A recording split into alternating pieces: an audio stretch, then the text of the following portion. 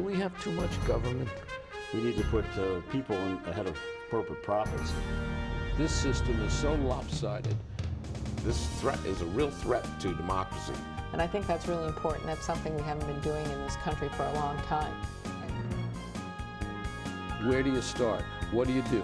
How do you do it? Access to Democracy is made possible in part by a donation from Firefly Credit Union. Firefly is the new name of U.S. Federal Credit Union, which has proudly served the financial needs of the Greater Twin Cities community since 1925. At Firefly, we guide our members forward and give them the power to chase dreams by delivering the financial solutions they need to get ahead. From checking accounts to mortgages, we'll light the way. We are Firefly Credit Union, and this is Life Illuminated. And Dr. Charles Crutchfield of award-winning Crutchfield Dermatology in Eagan, acknowledged as one of the nation's best physicians. A Minnesota native who trained at the Mayo Clinic, Dr. Crutchfield personally treats all patients and states that experience counts and quality matters. Crutchfield Dermatology. Look good, feel great, with beautiful skin.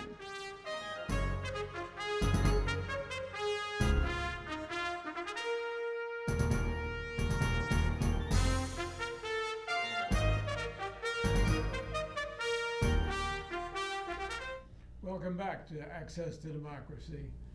You may not recognize me, but I'm Alan Miller. I've been your host for 18 years, and we have lately been breaking in a lot of guest hosts, and any one of whom is capable of taking my job away. But it's nice to be back with you. It's nice to be back with a semi-regular guest who comes in at least once a year, Sheriff Tim Leslie of Dakota County. And always a welcome and very informative guest. So welcome back, Tim. Alan, thank you. It's always my pleasure to come and visit with you. Now, we have a bunch of things to talk about today. Number one, we have a Super Bowl coming up in a little over a week. Yeah. How does that affect the Dakota County Sheriff's Office? Well, because of the fact that it's not in the county, we are less impacted than we thought we would be.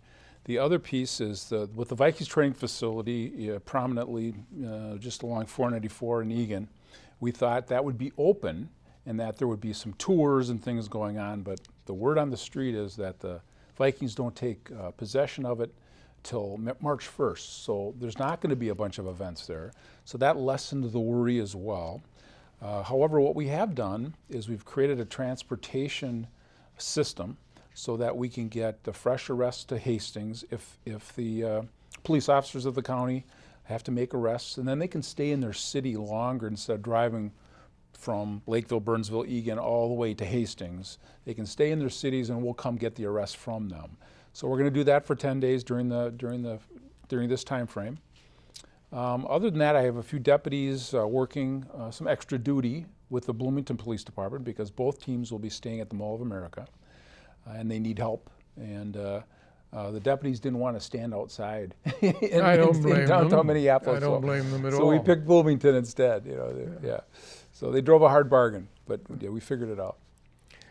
And I guess topically, we had one of the biggest blizzards earlier this week that we've had in probably a dozen years or so. So I know that had to affect your department and the people in it. What does that do? Yeah, well, the calls, of course, people, we have a few more stranded motorists, we have a few cars in the ditch, and that, of course, drives calls for service. So the calls for service go up, and the deputies, of course, respond. We did not staff extra for that day, so they just get a little busier. I did hear one call for service where a gentleman was shoveling, and he had a medical condition and fell in the driveway. The deputy called for a snowplow to accompany the deputy because they were fearful they couldn't get all the way to the access to where he fell. They ultimately were able to treat him and everything was fine. But that's the kind of things you got to think ahead on is, do I need a snowplow to get me to the home where the person's in crisis? Now, one of the innovative things that you've done with the Sheriff's Office is the Citizens Academy, And as a matter of fact, Commissioner Joe Atkins just mentioned it in his newsletter this week.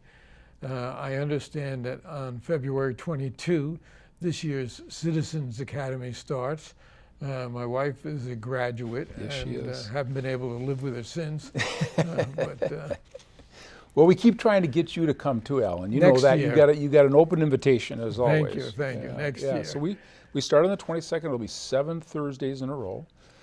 We go through the history and the structure of the sheriff's office. We talk about use of force. We talk about some of our tactical operations, the SWAT team and a canine program. We talk about investigations, the things we do. We do an interesting thing that police departments don't do, is we have a tour of the jail, and then we have an inmate panel, which has been very highly regarded by those who graduate from the Sheriff's Office Citizens Academy. Is they like to understand better what puts persons in positions where they are in jail. And so that's the comment I hear a lot from on the last night when they do their graduation. They say, boy, I really enjoyed that panel with the inmates.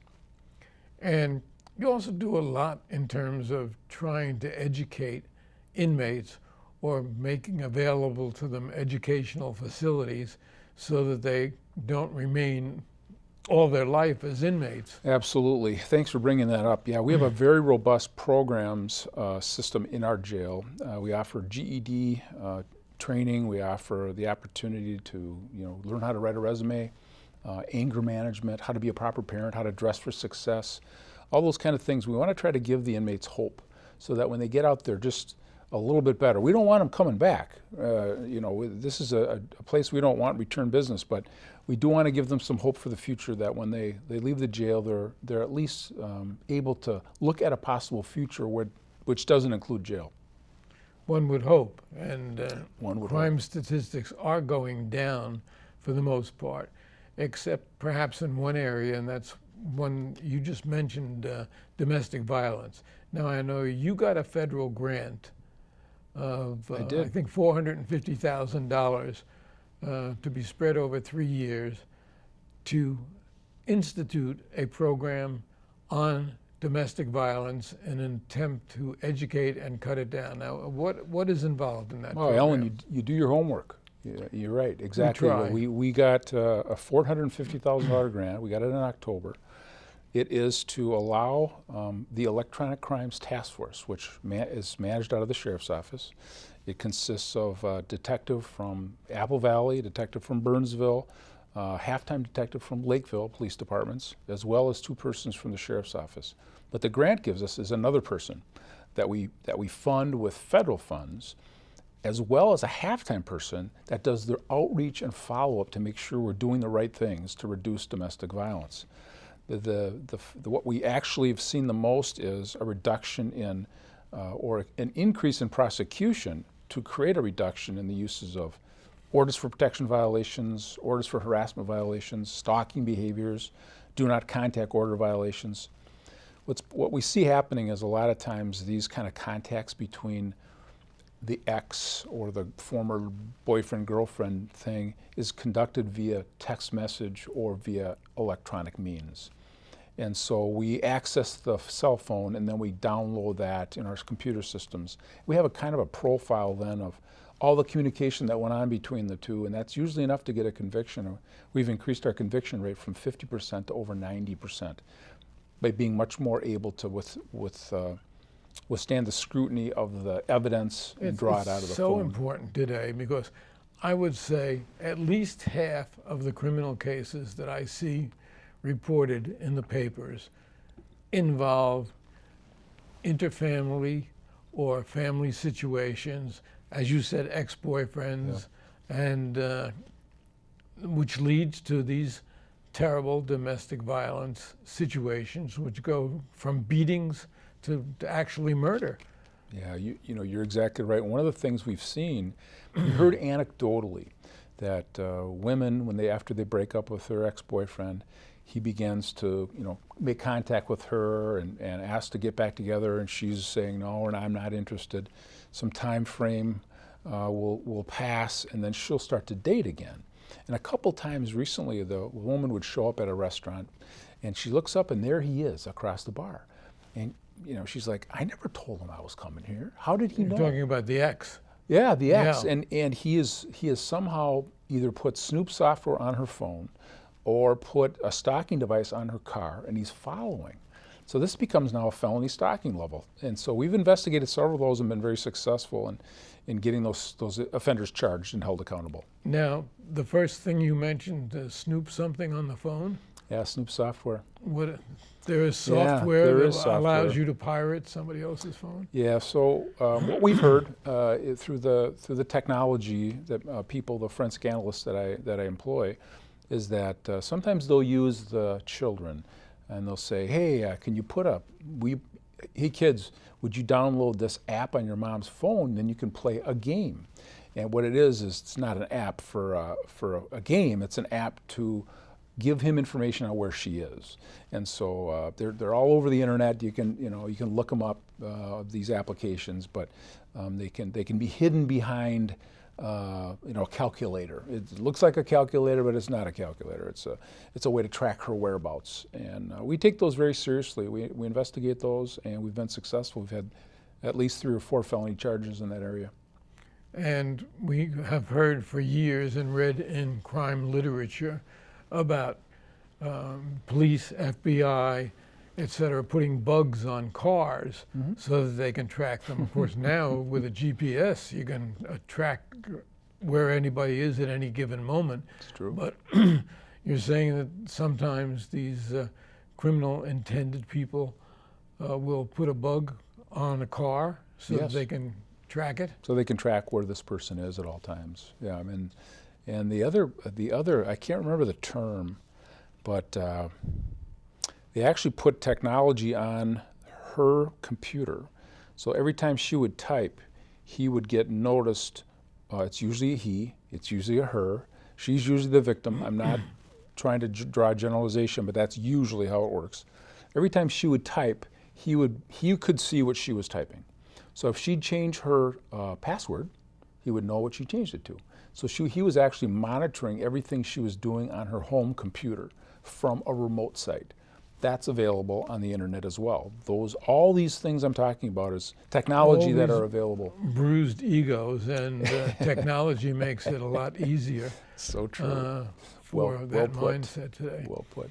Now, I understand, and of course I understand it from you, that earlier today you met with the legislature for a very interesting new program. So let's talk about that a little bit. Thank you, Alan. Yes, this morning at 8:30 we met the county board, myself, members of the administration of the county, of Dakota County, met with the legislative delegation from Dakota County, those representatives and senators that represent the communities that make up Dakota County. And we talked about our #1 legislative priority for this upcoming session in the bonding bill. And that'll be a building called the Smart Center, Safety, Mental Health, Alternative Response Training Center. And we have a site in Inver Grove that we're looking at. It would be a $13.2 million request. 6.6 of it will be paid for by Dakota County. We're seeking bonding money from the state for the other half. And that would house some collaborative efforts that go on in the county, including the Electronic Crimes Task Force, which is, the work is getting so voluminous that we're running out of space. The Dakota County Drug Task Force, which has had the same facility for the last 17 years, the mice are asking for more space. So those two things, as well as what we call the Criminal Justice Network, which is a collaboration that tries to mesh systems together. Again, every police department, every sheriff's office has different systems. We try to connect them so they can not talk to each other. And then there'd be a training center in there that would host crisis response training for first responders, firefighters, EMS, dispatchers, and of course police officers and deputy sheriffs as well, that would attend training there and learn how to better address people in the community who have mental illness issues, because we're seeing a lot of it. I was with Jim McDonald last night, and he indicated an increase in 58% in his city, in Egan, for calls for service involving the mentally ill. So we got to be prepared to deal with that. what's happening, of course, is federal money is drying up. The burden is becoming greater on the state, and a lot of these people who need to be served are not being adequately served professionally. They end up on the street. Yep. They end up being a problem for law enforcement, and basically through no fault of their own, because they have mental problems. Right. Well, you're preaching to the choir a little bit. My father was mentally ill, had schizophrenia. He came back from the Korean War, a different person, as my mom would describe him. He's since passed, of course, but he was institutionalized, and so I understand how mental illness can impact families. Absent the VA, which helped him through all of his ups and downs, he might have been homeless as well. So we have to. And of course, the VA is having its own problems in terms of scheduling and money and law enforcement makes house calls. I mean, we're out there 24/7. If you have a person screaming in the middle of the night out in your street and they're naked, and I mean, who else are you going to call? So we get thrust into those circumstances, and we need to be able to meet people where they are. We don't want tragedy. We want to understand what, when people are in crisis and get them out of it. Get them to the services they need. And of course, there's also the situation of these guns that are toy guns that look like real guns. Right. And I know you have a SWAT team. Yes, we do. But the impact there, and the impact on an officer who has to fire a gun in a situation like that, psychologically, has got to be tremendous. And you read about it in the literature, and some of the crime authors like Samford or Housewright or authors of that caliber have studied this, and they portray it very well. But you can't really portray the psychological aspect of, say, an 18-year-old waving a gun who maybe is high on an opioid or something like that, and you're yelling to him to put the gun down, put the gun down. He doesn't put the gun down. He spins around and points it at the officer, and tragedy. Right. Yeah, well, it's not a good idea to point a gun at a police officer. I'll give you that, because you probably will get shot. But we try to meet people where they are. If it's obvious to us that it's not a real gun, officers will pause and they'll try to figure things out. They'll do everything in their power, because it's the last thing they want to do is take a life. We know the statistics. I think 50% of officers that are involved in a deadly incident like that, they're not around within 5 years. It's too much trauma for them to handle. They've taken a life. It's hard for them to get over that. Post-traumatic stress disorder is a common phenomenon in law enforcement when people are forced to take a life, forced to use deadly force. So it's not something we look forward to. In fact, we prefer that we never have to take our gun out of our holster and point it at anyone. That would be an ideal career. If you could get through the 30 years without ever having to point your gun at someone, that'd be awesome. A little bit in the training that I had in the Egan Academy involved stopping a car, a setup, not actual criminal situation, but You bet.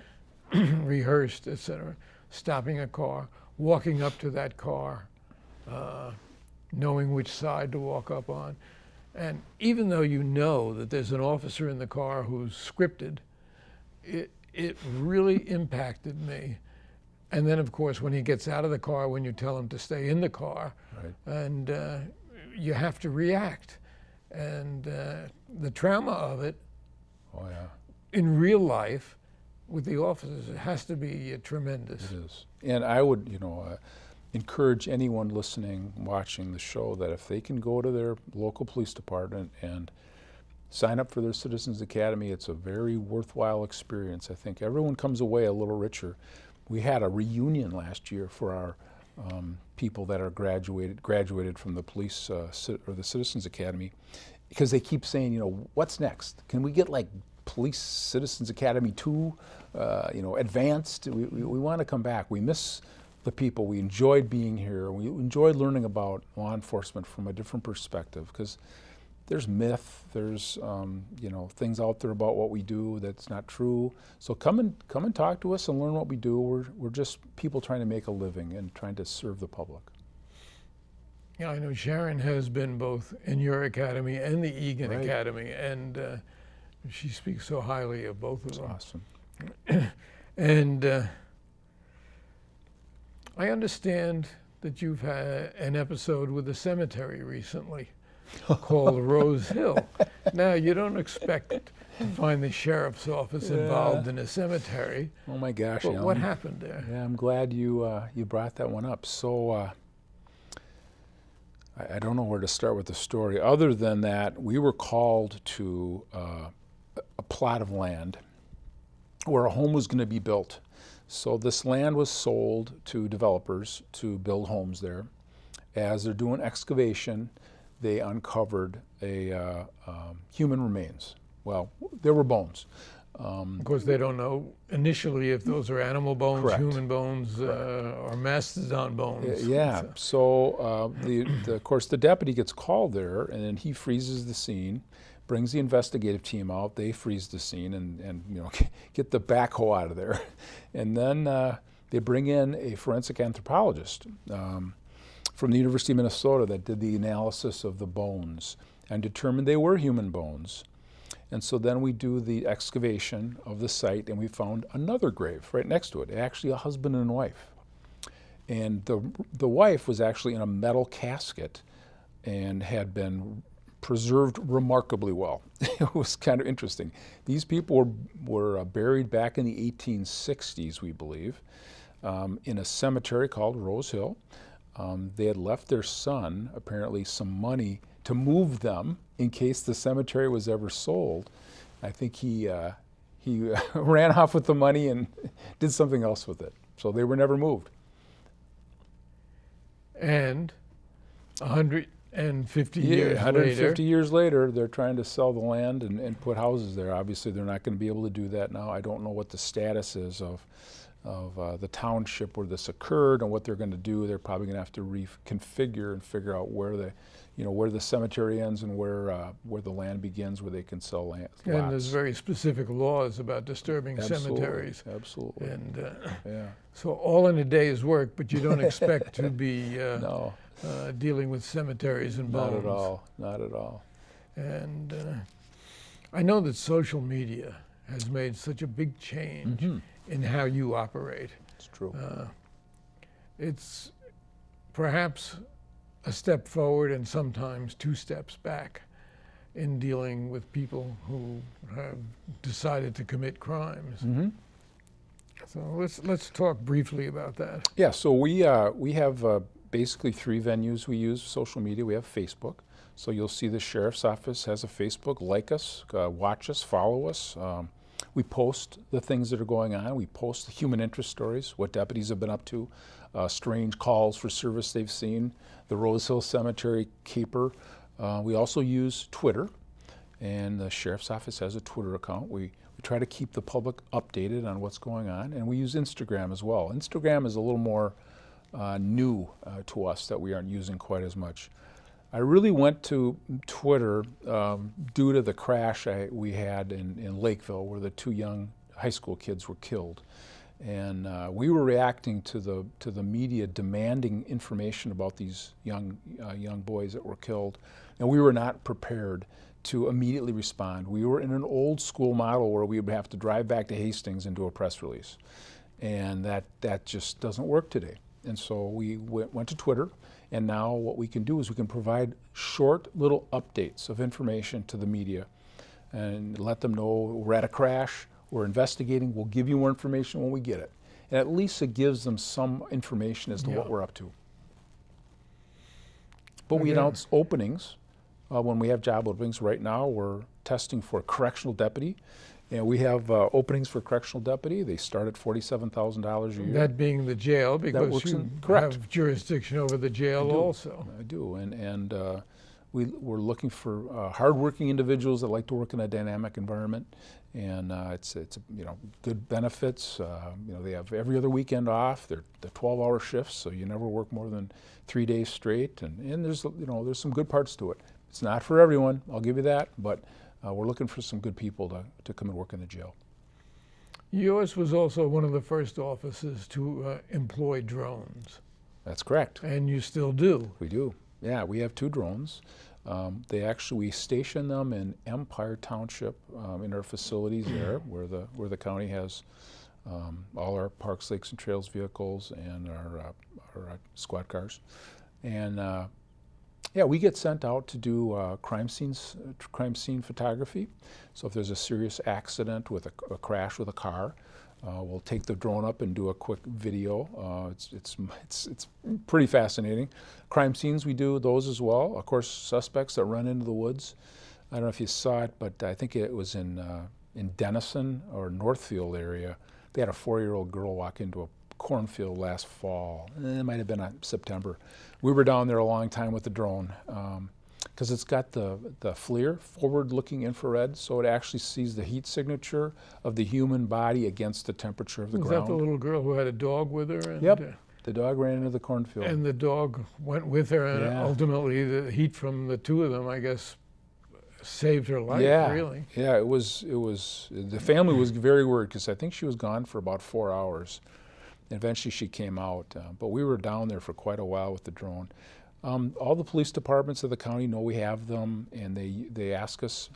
I have a Citizens Advisory Council that we use to vet all of our uses of the drone. So we make sure that we're using them within the policy and the fact that the public trusts us to use them properly. And we have less than 2 minutes left, so let's talk about collection of DNA. Yes. There was a big dispute about that. Case went to court. You were collecting DNA to use in other instances, and the ACLU said it was an Yeah. abuse. Where did that end up? Yeah, so the ACLU would, well, first it was the defense bar. First was asking the judges not to let the sheriff take the DNA.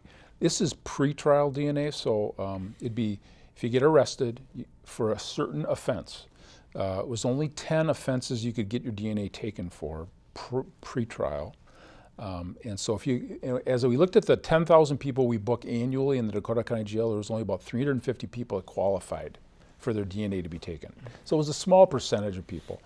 But those Where did the case end up? Because we're running down. We went to the Supreme Court and we won that the sheriff could take the DNA, but then we were sued by the ACLU after that in criminal court. And we settled with them. The sheriff agreed, we will not take the DNA. It's still out there. The law is still in place. It's whether another sheriff will pick it up or not. It really was not the sheriff's responsibility. It should be the Attorney General of the state of Minnesota that should fight that battle because it's a state law. And with that, we won't get to anything else, but we've been talking with Sheriff Tim Leslie of Dakota County, at least an annual Awesome. visitor, and always welcome. Thanks, Alan. Thank you. It was a You very bet. informative interview. Thanks for having me, as always. Good.